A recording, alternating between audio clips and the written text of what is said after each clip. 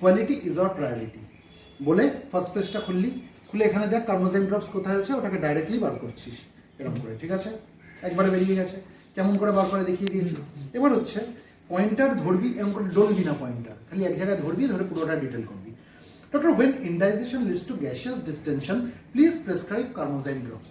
Carmozyme drops is enriched with 10 times powerful, specially processed carminative, which promptly deflate gas from stomach and intestine. Tell me something about yourself.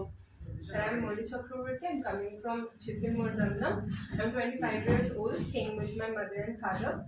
I have completed my graduation from St. Arangram Jharsuguda College under Calcutta University in Bengali honors. After that, I have completed a course from PBSSD, MR course, which is a government initiative. Concentration versus time একটা curve হবে। কিসের concentration? Concentration of the drug in blood. তাহলে আমি y axis এ কি plot করছি? Concentration of the drug in blood. Concentration, তার মানে যত উপর দিকে উঠবে তত কি হচ্ছে, ব্লাডে মধ্যে কি হচ্ছে, ওষুধটার কনসেন্ট্রেশন বাড়ছে। আর আমি এক্স অ্যাক্সিসে কি প্লট করছি, আমি টাইম প্লট করছি। তার মানে আমি এক্স অ্যাক্সিস বরাবর যত এগোবো তার মানে কি বাড়ছে, সময় বাড়ছে। এবার আমি কোনো একটা রুট অফ অ্যাডমিনিস্ট্রেশনে আমি যদি দেখি যে এক্সেপ্ট আইভি, আমি আইভি ছেড়ে দিলাম, আইভি কি হয়, আইভির ক্ষেত্রে কার্ভটা একটু অন্যরকম হয়। এছাড়া আমি যে কোনো রুট অফ অ্যাডমিনিস্ট্রেশন দেখি মোটামুটি কার্ভটা একই রকম হবে, হয়তো বড় ছোট হবে, সাইজটা একটু চেঞ্জ হবে, কিন্তু নেচারটা তার একরকম হবে। তা আমি ধরে নিলাম যে আমি একটা ওরাল রুট অফ অ্যাডমিনিস্ট্রেশনে আমি কোনো একটা ওষুধ নিলাম। এবার যেই মুহূর্তে ওষুধটা খেলাম তখন কি হবে, ব্লাডের মধ্যে তার কনসেন্ট্রেশন বাড়তে লাগছে, বাড়তে একটা সময় কি দেখবে, একটা ম্যাক্সিমাম কনসেন্ট্রেশনে পৌঁছে গেছে, ঠিক আছে? এই যে ম্যাক্সিমাম কনসেন্ট্রেশনে পৌঁছালো, এরপরে কি হবে, এটার কনসেন্ট্রেশন আবার আস্তে আস্তে কমতে লাগবে। এটা আমরা অলরেডি আলোচনা করে নিয়েছি।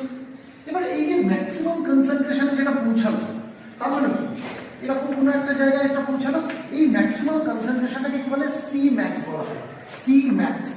তার মানে সি ম্যাক্স এর ভ্যালুটা আমরা কোথায় পাচ্ছি, এই জায়গাটা পাচ্ছি। তাহলে এটা কি ম্যাক্সিমাম কনসেন্ট্রেশন, বোঝাতে পারলাম? আর এই সি ম্যাক্স পৌঁছাতে কতটা সময় নিল ওষুধটা, তার মানে আমি টাইমটা কোথায় প্লট করছি, আমি এক্স অ্যাক্সিসে প্লট করছি। এই যে জায়গাটা পেলাম এটাকে কি বলা হবে, এটাকে বলা হবে টি ম্যাক্স। এটাকে কি বলা হবে, টি ম্যাক্স। তার মানে টি ম্যাক্স মানে কি, টি ম্যাক্স মানে হচ্ছে সি ম্যাক্স পৌঁছাতে কতটা সময় লাগে ওষুধটা, সেটা হচ্ছে টি ম্যাক্স। এবার এই যে সি ম্যাক্সে পৌঁছে গেল, এবার কি হচ্ছে, কনসেন্ট্রেশন আস্তে আস্তে কমছে, কমতে যখন হাফ অফ দ্য কনসেন্ট্রেশন পৌঁছলো, আমি ধরে নিচ্ছি এটা হয়তো হাফ অফ দ্য কনসেন্ট্রেশন।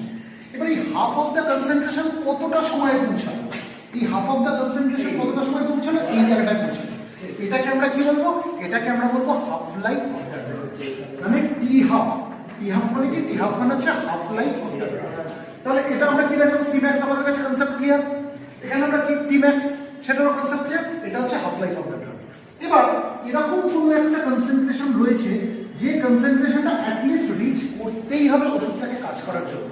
এই যে মিনিমাম এই কনসেন্ট্রেশনটা যেটা রিচ না করলে ওষুধ কাজ করবে না, এটাকে কি বলা হয়, এটাকে বলে মিনিমাম এফেক্টিভ কনসেন্ট্রেশন।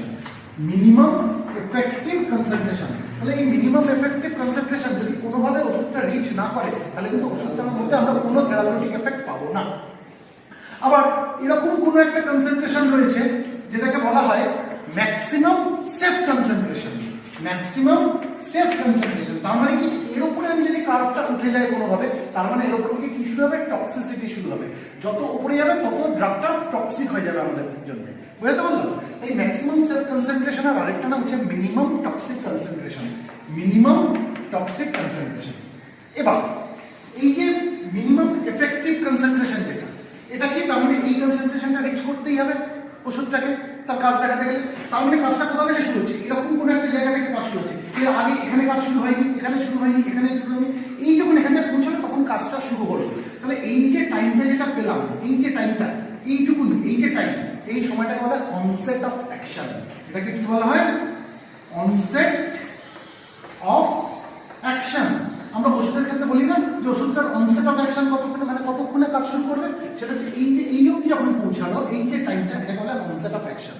এবার এখান থেকে ওষুধটার কাজ শুরু হয়ে গেল, এখান থেকে ওষুধটার কাজ শুরু হয়ে গেল, কতক্ষণ কাজ করবে, এই যে এরপরে যখন কনসেন্ট্রেশন নেমে যাবে তখন সে কাজ করবে না।